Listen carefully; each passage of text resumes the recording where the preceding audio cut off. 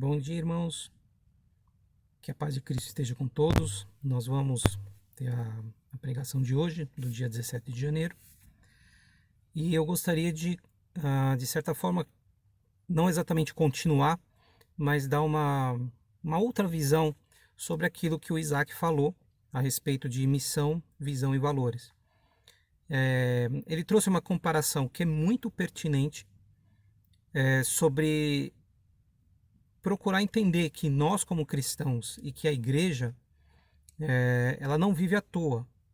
Então, da mesma forma que uma empresa, ela não vive à toa, mas ela procura ter uma missão, tem que ter um motivo para existir, ela quer ter uma visão, olhar para frente e saber daqui a tanto tempo nós queremos chegar a tal objetivo, e que ela tem valores, ou seja, ela tem valores bons que ela pode passar para o público, e não simplesmente se esconder e acreditar, nós temos uns valores tão ruins que nós não queremos que ninguém saiba.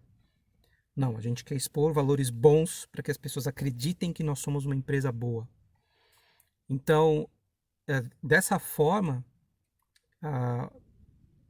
é interessante trazer esse questionamento de quais são os nossos valores, de qual que é a nossa visão para a nossa vida cristã e qual que é a nossa missão, para não ter uma vida à toa.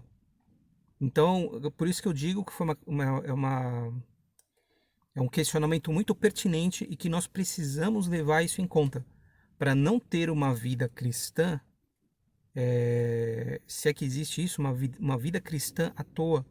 Porque se essa vida se torna à toa, sem missão, não tem valores, não tem nenhum tipo de visão espiritual, então não tem nada mais a ver com Cristo. É simplesmente uma vida vã e vazia. Não tem mais Cristo. Então é uma visão bastante pertinente. E eu quero trazer uma outra maneira de enxergar essas coisas, de como nós vemos a nossa própria vida e a nossa vida como comunidade, como igreja diante de Deus e diante do mundo. Então vamos começar com uma oração. Deus, obrigado por esse momento, por poder meditar na tua palavra, e eu te peço que o Senhor nos ajude a entender o que o Senhor nos dá como missão, o que o Senhor nos dá como visão e quais são os valores que nós temos que alimentar dentro de nós e no meio da nossa comunidade. Deus nos ajuda a entender essas coisas, nos ajuda a poder meditar em tudo que o Isaac já falou na semana passada e entender que nós temos um objetivo nesse mundo como cristãos. Não apenas pensar um dia na nossa salvação, mas enquanto nós estivermos na terra, o Senhor tem propósitos para nós. E nós não podemos ter uma vida vazia e inútil. Por favor, nos ajuda a entender essas coisas e, por favor, nos ajuda a poder enxergar a nós mesmos e a igreja da forma que o Senhor enxerga.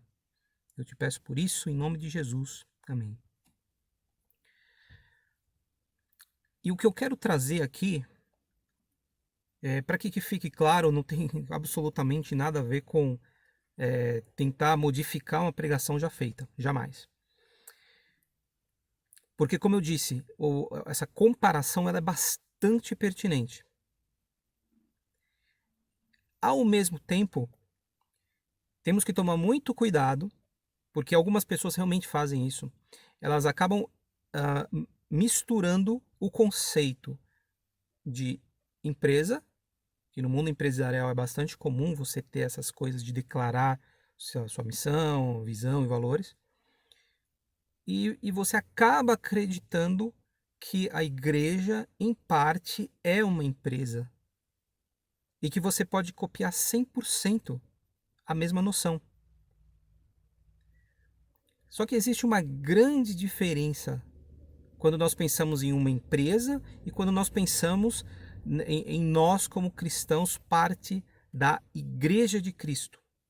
E eu não estou falando sobre Igreja de Cristo no ABCD, mas a igreja mundial, a igreja toda de Cristo no mundo inteiro.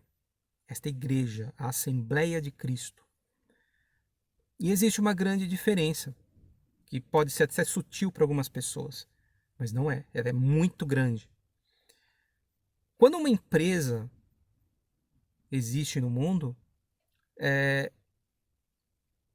ela quer passar por uma questão de marketing, por uma questão de fazer um polimento da imagem dela, ela cria essas coisas bonitinhas, essas declarações, porque elas querem mostrar para o mundo que elas têm algo de bom dentro delas e que o único objetivo não é lucro, que tem outras coisas.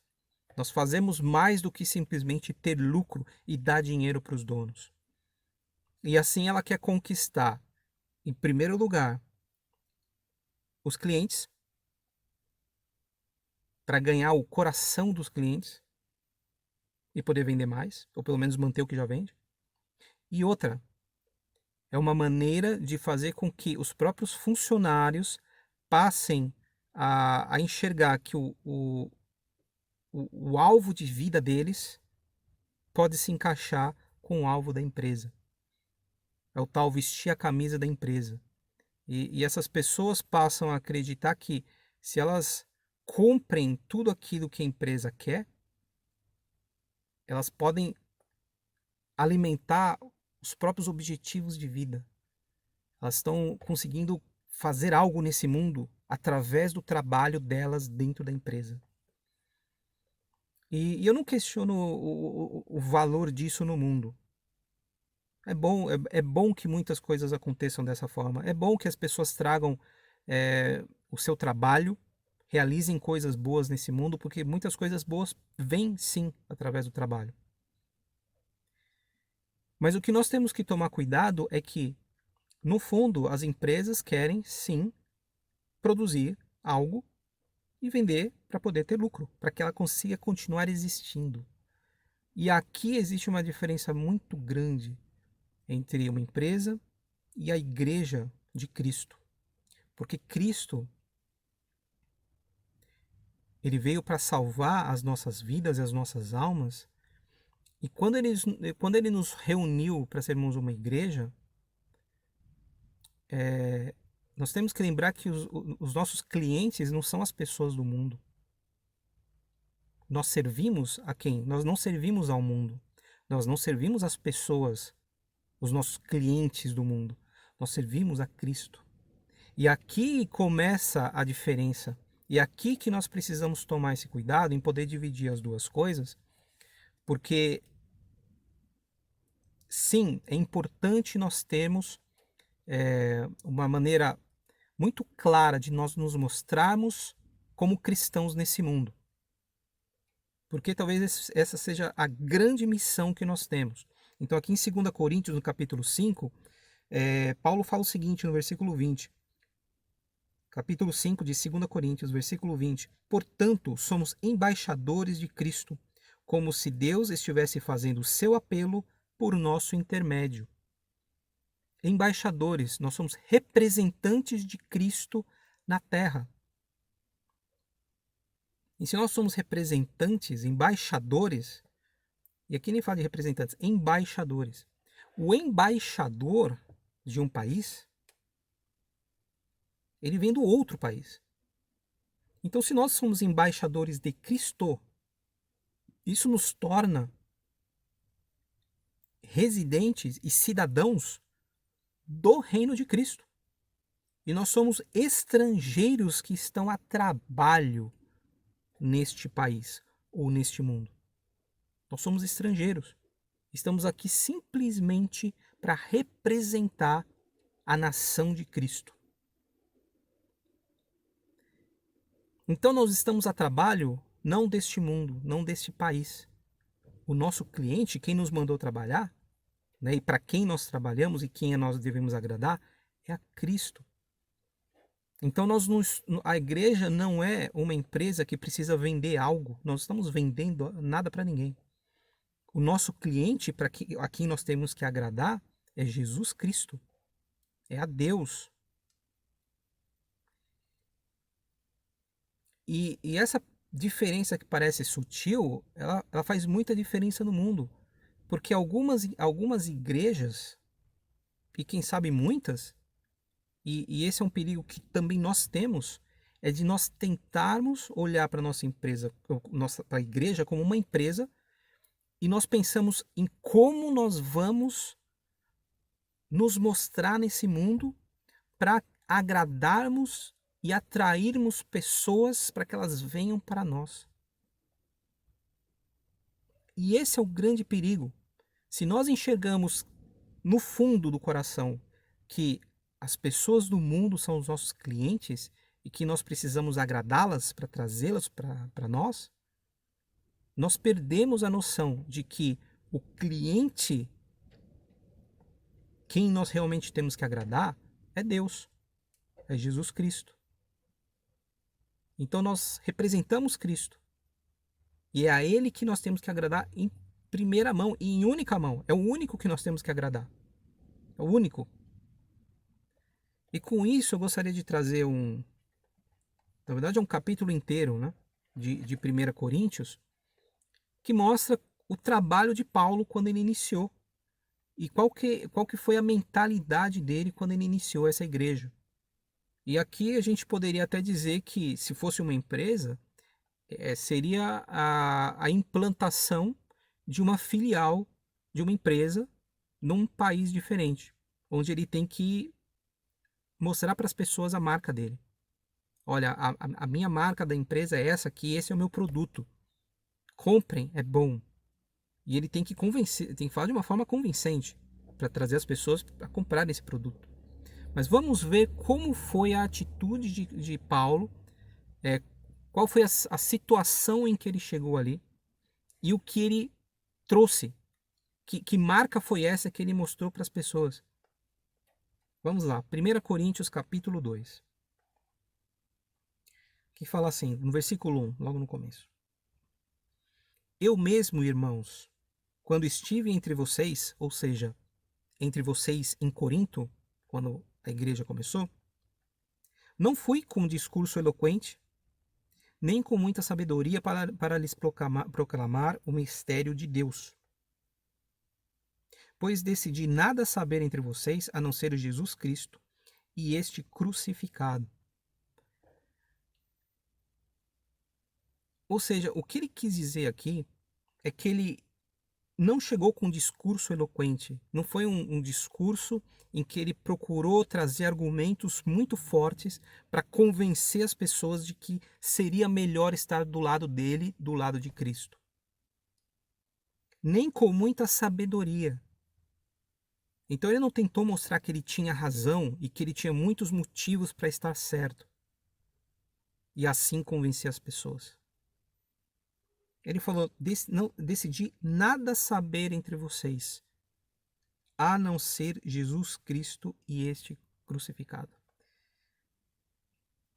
E esse versículo aqui, ele tem um significado muito forte, porque ele estava chegando numa cidade diferente, de um país diferente, com uma cultura diferente, e que nunca tinha ouvido falar a respeito de Jesus Cristo. E o que eles ouviram falar de Jesus Cristo era de um homem que foi morto pelos romanos numa cruz como um bandido.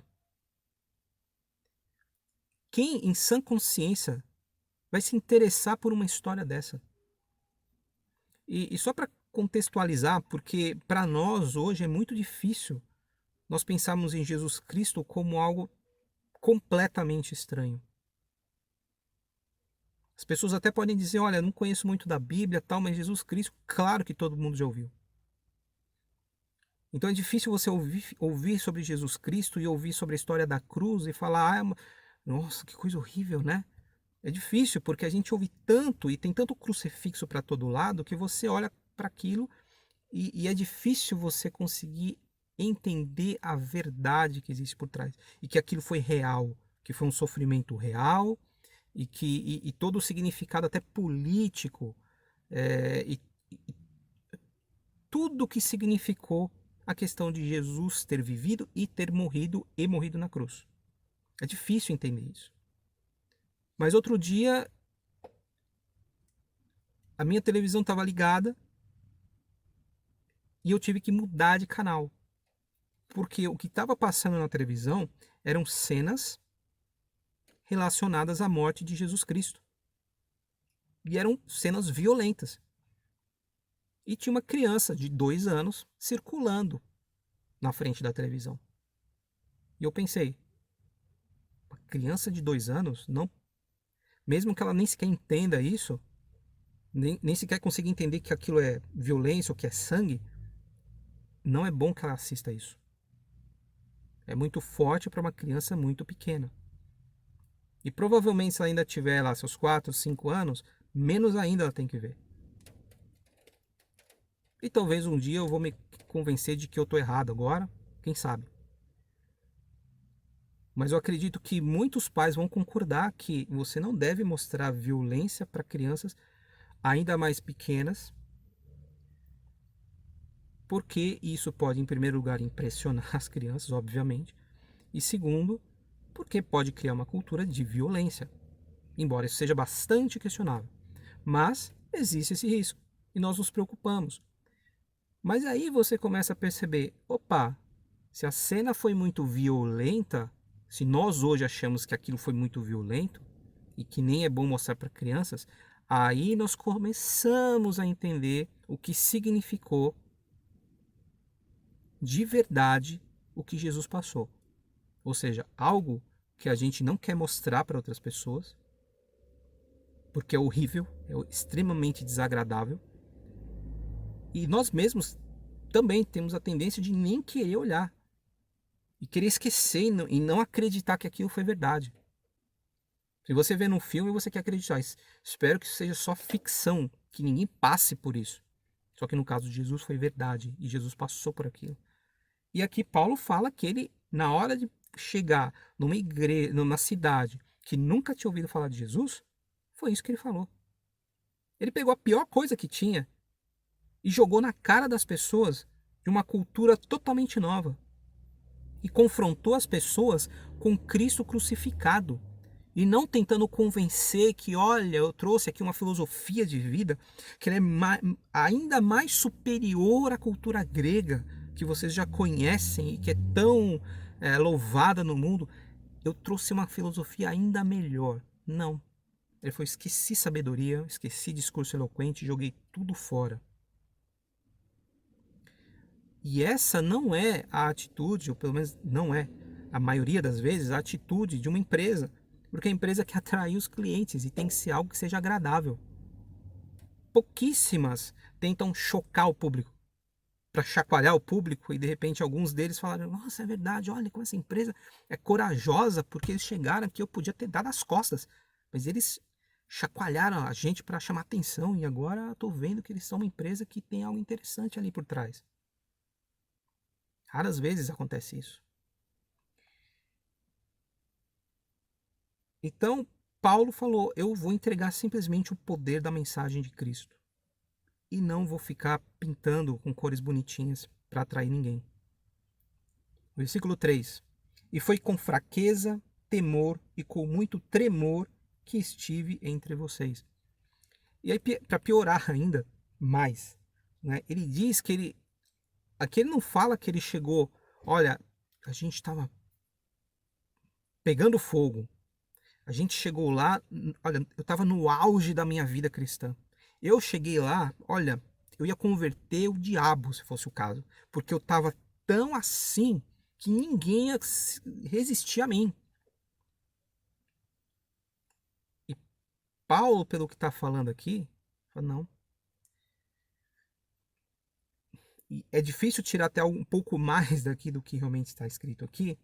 Mas se ele fala que ele chegou com fraqueza, temor e com muito tremor, você já consegue imaginar que o Paulo que você viu ali, que você viria ali se tivesse lá em Corinto, você fala, esse aqui é o Paulo, aquele Paulo que falam tanto, isso aqui, desse jeito aí, fraquinho, tá aí todo cheio de medo, todo inseguro.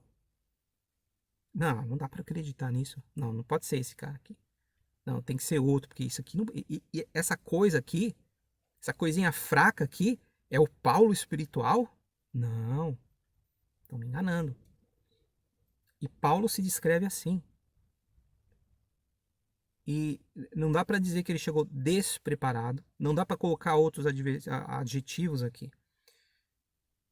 Mas como ele se descreve não é a maneira que nós gostaríamos de ser descritos quando nós estamos fazendo o nosso trabalho. Nós não queremos nos mostrar dessa forma aqui, fracos, com medo e tremendo. Nossa, olha, eu tô tremendo, tô inseguro, não sei. Eu não tô me sentindo bem, não tô na melhor das minhas condições. Para chegar para falar de Jesus Cristo e iniciar o ministério numa cidade, numa cultura diferente, numa língua diferente, tudo diferente. Talvez Paulo, se tivesse no meio de nós, falaria: olha, essa aqui foi a pior implantação de igreja se fosse dependente da minha situação pessoal.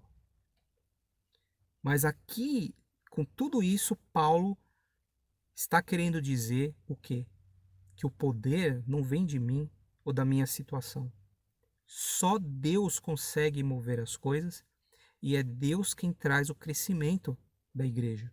Então quem eu tenho que agradar é somente a Deus. Em boa parte eu tenho que tomar o cuidado de não pensar em tentar agradar as pessoas de forma superficial. Não tenho que tentar criar uma marca bonitinha da minha igreja para que as pessoas se convençam de que ela é boa ou de que ela é melhor do que outras. Não. E aqui no versículo 4 ele fala: minha mensagem e minha pregação, ou seja, o meu conteúdo com a minha missão, com os meus valores, com a minha visão, o que eu trouxe para o mundo de Corinto foi o quê? Não consistiram em palavras persuasivas de sabedoria, mas consistiram em demonstração do poder do Espírito, para que a fé que vocês têm não se baseasse na sabedoria humana, mas no poder de Deus. Então, só o poder de Deus seria capaz de converter as pessoas, de convencer as pessoas, para que elas entendessem que um homem morto pelos romanos na cruz, que está mais para bandido mesmo, ou um cara burro ou azarado para ter caído nas mãos dos romanos como se fosse um criminoso e morrer. E aí você acreditar que tudo isso ainda é bom e que eu tenho que me ajoelhar e adorar esse homem porque ele é a fonte da salvação. Porque é isso que uma pessoa em sã consciência faria. Mas o poder do Espírito, ele é capaz de convencer as pessoas para que elas enxerguem um pouco além e vejam: mas Deus fez isso porque o mundo vive no pecado. E Jesus se entregou como um cordeiro para trazer a salvação. E ele ressuscitou. Ressuscitou para mostrar que nós também podemos ressuscitar se nós cremos nele. E nós podemos crer que nossos pecados podem ser perdoados, todos eles. E nós podemos iniciar uma vida nova. Essa é a mensagem de Cristo. E aí Paulo acreditou no poder de Cristo. Que o Espírito poderia mover todas as coisas. Que o Espírito poderia falar onde faltou a sabedoria dele. E vamos continuar aqui. Versículo 6. Entretanto, falamos de sabedoria entre os que já têm maturidade, mas não da sabedoria desta era ou dos poderosos desta era, que estão sendo reduzidos a nada. Ou seja, falamos de sabedoria sim. Então, o Paulo, ele queria falar sobre sabedoria, e ele falou sobre sabedoria, mas aqui ele deixa claro que é uma sabedoria que não é a do mundo. Então ele não foi para o mundo para ficar discutindo, debatendo, trocando argumentos para conseguir convencer as pessoas através de sabedoria humana. Isso ele já falou, eu rejeitei. Mas o que ele fez aqui?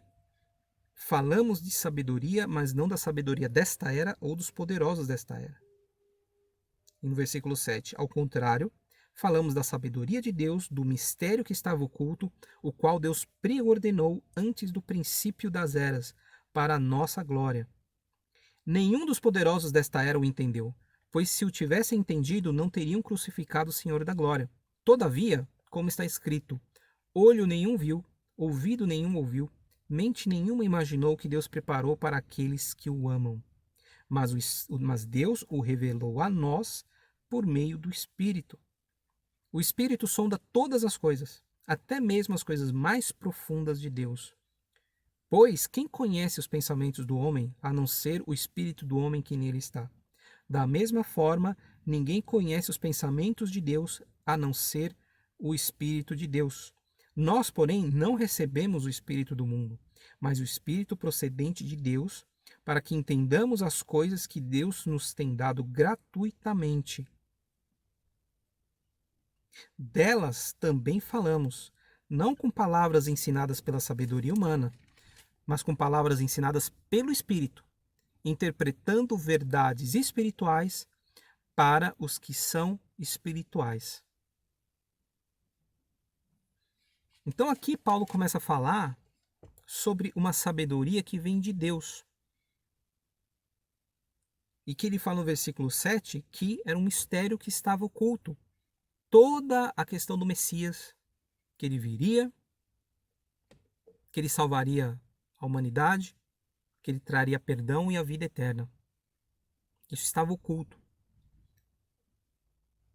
E ele fala que nenhum olho viu e nenhum ouvido ouviu e que nenhuma mente imaginou o que Deus preparou. E quando chegou, muita gente também não enxergou, não ouviu e não entendeu. Então existe uma diferença muito grande entre o que o mundo enxerga como sabedoria e o que Deus enxerga como sabedoria. Então, se alguém se apega à sabedoria do mundo, ela vai tentar bater boca com o mundo, argumentar com o mundo e tentar convencer o mundo através dos argumentos humanos. Acontece que Deus tem a própria sabedoria dele, que é superior a todas. Então nós temos que tomar bastante cuidado com não nos deixarmos levar pela sabedoria humana, e sim pela sabedoria de Deus. E essa sabedoria de Deus, ela vem do quê? De primeiro, nos apegarmos à palavra dele. Segundo, nos deixarmos levar pelo Espírito, para que o Espírito consiga nos convencer das coisas e consiga nos fazer discernir as coisas de forma espiritual. Então nós precisamos nos deixar levar e nos deixar convencer por esse Espírito. Porque quando nós fazemos isso, nós começamos a pensar de uma forma diferente. E se podemos falar de uma terceira coisa, é que nós começamos a meditar sobre as coisas de Deus, meditar sobre o que acontece no mundo, e aí nós começamos a ligar as coisas. Nós começamos a ver, isto aconteceu de acordo com o que Deus falou. Alguém no mundo fez algo que estava ligado com o que Cristo ensina. E olha o resultado, foi bom. Ou veja o que as pessoas estão falando por aí. E olha o resultado. Deus condenou aquilo e as pessoas estão colhendo o resultado. E nós começamos a enxergar o que acontece no mundo e nós podemos discernir. E nós meditamos nas coisas que acontecem, meditamos na palavra de Deus e nós podemos comparar as coisas. Mas se a nossa sabedoria é humana, nós só vamos olhar para o que está no mundo e simplesmente olhar aquilo e falar, o mundo é assim. É assim, é isso mesmo, é desse jeito mesmo que funciona. E ponto. Mas quem é espiritual vai olhar para aquilo e ver, isso é o que o mundo fala. Olha o que Deus fala, é diferente. E olha o resultado agora. Olha o que está acontecendo no mundo. Resultado do que o mundo faz em desacordo com a vontade de Deus. Então a nossa sabedoria, a nossa mentalidade como cristãos, ela tem que ser completamente diferente. Não existe sermos cristãos termos o Espírito trabalhando em nós e nós pensarmos como um ser humano normal pensa. Não podemos nem sequer gostar de certas coisas que existem no mundo, porque elas vão contra aquilo que Deus gosta. Tem que nos trazer nojo. Nojo, literalmente nojo, quando nós vemos algumas coisas. E isso não significa sermos pessoas julgadoras, pessoas que se consideram superiores. O ponto aqui é que se nós estamos ligados a Deus, chega um certo ponto em que nos incomoda quando algo está contra a vontade de Deus. É o sonho de qualquer empresa que as pessoas vistam a camisa da empresa. E aí, o que acontece com a empresa, de bom, traz satisfação para quem está dentro. A minha satisfação é saber que o meu trabalho está contribuindo para esses grandes resultados da empresa. Então, o meu trabalho está trazendo frutos e eu vou ser reconhecido por isso. Esse é o grande objetivo dentro das empresas, em poder alinhar a cultura para que a cultura da pessoa se encaixe com a cultura da empresa. Esse é o sonho. O sonho para uma empresa. Cheio de pessoas muito capacitadas e que se encaixem, se alinhem com a cultura dessa empresa. É isso que a empresa quer. O que Deus quer é isso e muito mais, mas de forma espiritual. Porque aí nós começamos a pensar da mesma forma que Ele. Então, continuando.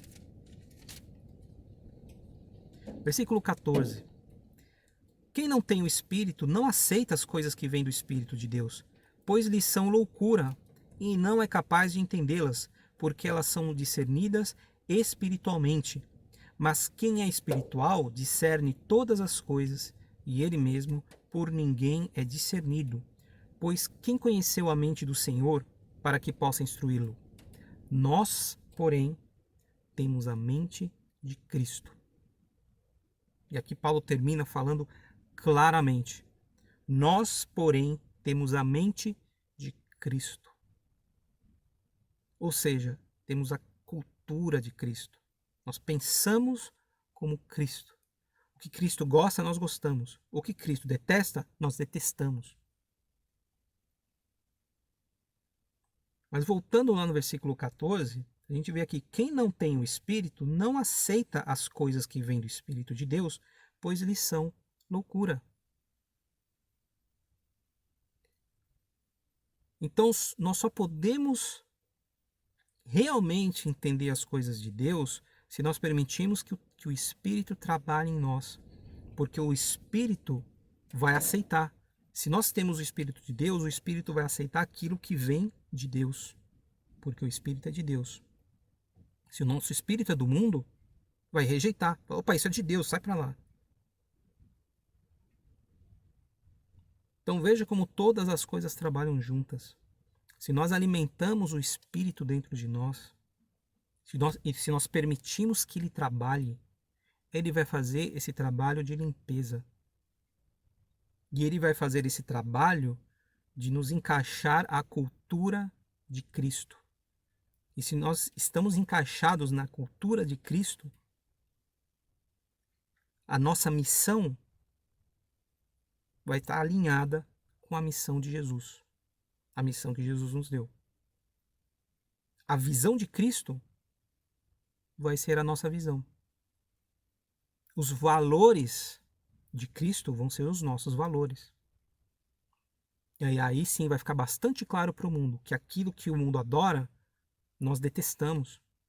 A gente não consegue se envolver mais, porque aquilo é lixo.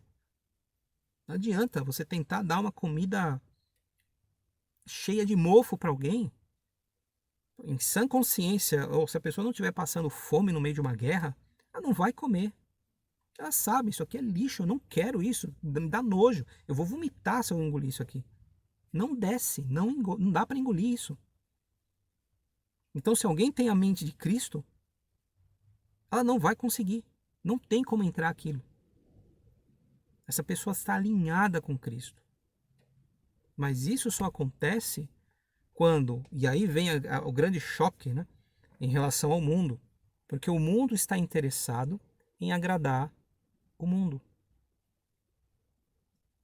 E o nosso objetivo não é agradar o mundo. Por mais que nós já fazemos isso e vamos continuar fazendo, dar o nosso melhor e procurar convencer as pessoas sobre Cristo. Mas na verdade nós não temos como convencer. Não somos nós que convencemos as pessoas. Nós trazemos Cristo para elas. Mas nós não podemos e nem temos como criarmos argumentos ou criar algum tipo de ambiente ou um clima tão lindo e maravilhoso que as pessoas vão querer estar no meio de nós por causa disso. Porque isso é manipular o evangelho.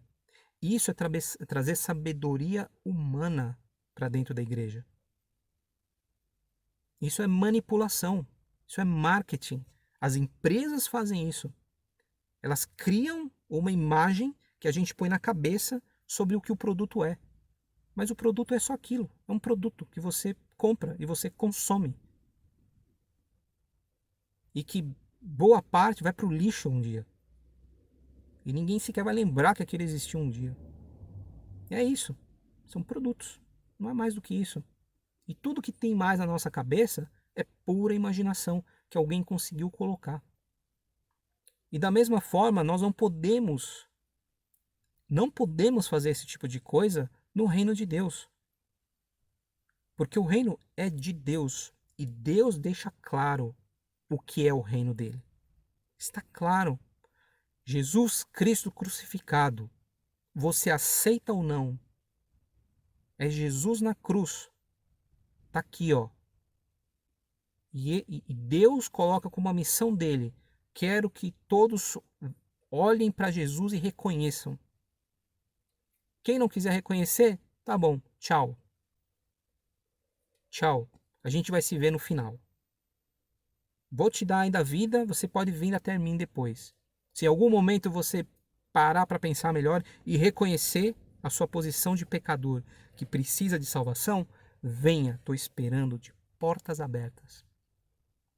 Mas se você não acreditar, não vai ter teatro, não vou ficar pedindo por favor venha para cá, não vou ficar te explicando 500 vezes para ver se um dia você consegue entender direito. Não. Venha se você entender o que significou o evangelho para você.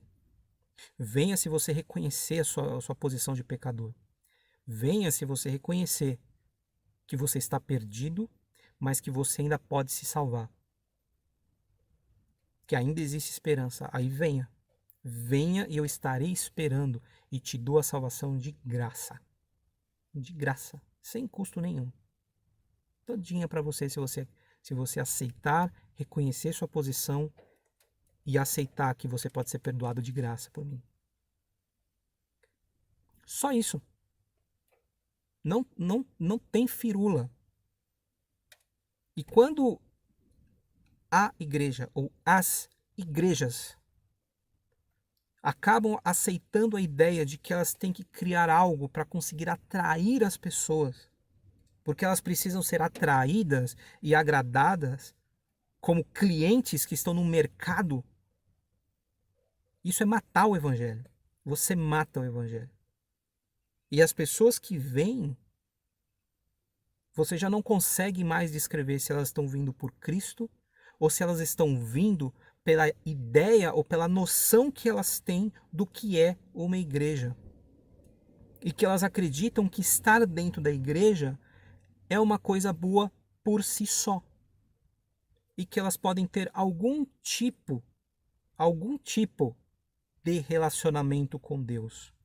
Ou elas podem, pelo menos de nome, dizer: eu tenho uma religião, porque eu estou frequentando um certo lugar. E lá em cima está escrito a placa igreja. Então eu acho que eu sou um cristão. Então vamos nos lembrar do que Paulo disse nesse capítulo de 1 Coríntios. Ele não veio pregar sabedoria humana. Ele não foi lá para tentar convencer as pessoas por A mais B de que Jesus era melhor. Não tentou usar a própria filosofia daqueles homens, pelo menos não naquele momento. Ele fez isso em outro momento, mas ali ele não fez. Né? Você pode ir lá ver o que ele fez em Atenas. Mas aqui não. Ele não tentou trazer filosofia para ninguém. Ele simplesmente jogou Cristo na cara das pessoas e falou: tá aqui, ó, e eu tô fraco. Você aceita? Se você aceita, você vai estar com Deus e você vai ser uma pessoa nova e vai ter uma vida nova. Então, vamos terminar com uma oração. Deus, obrigado por esse momento, obrigado por nos dar essas palavras. E o que eu mais oro é para que nós possamos colocar essa mentalidade dentro do nosso coração. Que a tua sabedoria seja a nossa sabedoria e que o Senhor não nos deixe cair no engano em acreditar que a sabedoria humana pode melhorar o que Cristo fez. Que nós podemos tornar o que Cristo fez na cruz mais bonito ou mais agradável para o mundo. Por favor, nos ajuda a não nos deixarmos enganar pela sabedoria do homem, pelo que existe no mundo, e acreditarmos que podemos seguir ao Senhor e ao mesmo tempo pensar como o mundo. Por favor, nos ajuda a ter os valores, sempre os teus valores. E nos ajuda a termos diante do mundo uma posição muito clara sobre quem nós somos. Por favor, nos ajuda a termos muito claro na nossa mente que é o Senhor a quem nós devemos agradar e mais ninguém. Por favor, nos ajuda a enxergar as pessoas que estão ao nosso redor como pessoas que precisam entender e enxergar o Senhor como Salvador. Que elas precisam entender Jesus Cristo de verdade como Ele realmente foi e entender o significado dele na cruz como algo chocante, mas que trouxe a salvação para nós. E que essas pessoas possam entender o que é o Evangelho, que não é simplesmente fazer parte de uma religião, mas é mudar de vida, enxergar como elas realmente são e que elas precisam se arrepender e mudar de vida. Mas que com tudo isso elas podem ter paz no coração delas e ter a promessa da vida eterna. Por favor, nos ajuda a enxergar essas coisas, nos ajuda a sermos verdadeiros embaixadores do Senhor nesse mundo. Não pessoas que vivem em vão ou que vivem de forma automática, simplesmente fazendo as coisas que sempre estão acostumadas, mas nos ajuda a sermos verdadeiros representantes do Senhor nesse mundo. Te peço por isso. Por favor, purifica nossas motivações, para que nós possamos sempre fazer a tua vontade, não a nossa própria, porque o Senhor já nos comprou por meio de Cristo. Eu te peço por isso, em nome de Jesus. Amém.